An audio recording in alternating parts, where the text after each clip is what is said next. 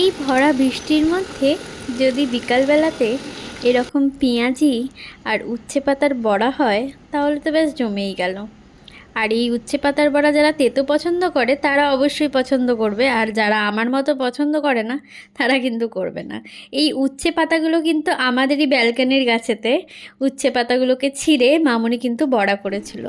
এদিকে পেঁয়াজের মধ্যে দিয়ে দিয়েছিল হলুদ গুঁড়ো, দিয়ে দিয়েছিল আর দিয়ে দিয়েছিল ধনে গুঁড়ো, আর সামান্য পরিমাণে কালো জিরে আর গোটা জিরে দিয়ে দিয়েছিল। আর এখানে উচ্ছে পাতাগুলোকে কুচিয়ে ওর মধ্যে দিয়ে দিয়েছিল হলুদ গুঁড়ো আর কালো জিরে দিয়ে দিয়েছিল। তারপরে ওর মধ্যে দুটোর মধ্যেই নুন অ্যাড করেছিল পরিমাণ মতো, আর এখানে অ্যাড করে দিয়েছিল বেসন।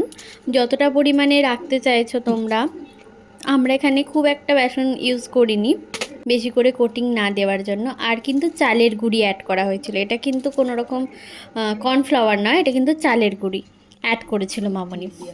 আর তারপরে এর মধ্যে সামান্য পরিমাণে তেল অ্যাড করে দিয়েছিল, করে ভালো করে জল ছড়া দিয়ে দিয়ে ভালো করে মেখে নিয়েছিল। ঠিক মাখাটা ঠিক এই রকম হবে, দেখতেই পাচ্ছ কীরকম হচ্ছে, খুব জল জলে নয় আবার খুব একটা শক্তও নয়, মোটামুটি একটা মাখাটা হবে, যেটা জল ছড়া ছড়া দিয়ে দিয়ে মামুনি মেখে ফেলেছিল। তারপরে কড়াটা গরম হয়ে গেলে পেঁয়াজিগুলোকে প্রথমে ছেড়ে দিয়েছিল।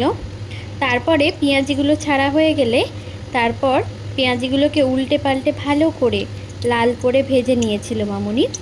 দিয়ে পেঁয়াজিগুলোকে কিন্তু একটা টিস্যু পেপারের মধ্যে তুলেছিল যাতে এক্সট্রা তেলটা অ্যাবজর্ব করে নেয়। দেখতেই পাচ্ছ কত সুন্দর লাল লাল হয়েছে পেঁয়াজিগুলো, দেখেই তো আমার আবার লোভ লেগে যাচ্ছে, মনে হচ্ছে আবার খাই। তো বর্ষাকালের সময় যদি এই রকম ঘরেতে ভাজা পেঁয়াজি হয় বিকালবেলায়, আর এর সাথে যদি চা গরম গরম, আর কিছু লাগবে না। আর যারা তোমরা তেতো পছন্দ করো তারা অবশ্যই এই উচ্ছে পাতার বড়াটা পছন্দ করবে। আমি তো একদমই পছন্দ করি না, কারণ আমি তেতো খাই না। তো আমার তো এই বড়া ভালো মানে টেস্টি, বাট আমার ভালো লাগে না কারণ তেতো বলে। তো যাই হোক, যারা তোমরা পছন্দ করো তো তাদের তো খুবই ভালো লাগবে। উচ্ছে পাতার বড়াগুলোকেও দেখতে পাচ্ছ কত সুন্দর লাল লাল করে মামুনি কিন্তু ভেজে তুলে নিয়েছিল। ব্যাস, আমাদের দু রকমের বড়া রেডি এই বর্ষার বিকালের জন্য।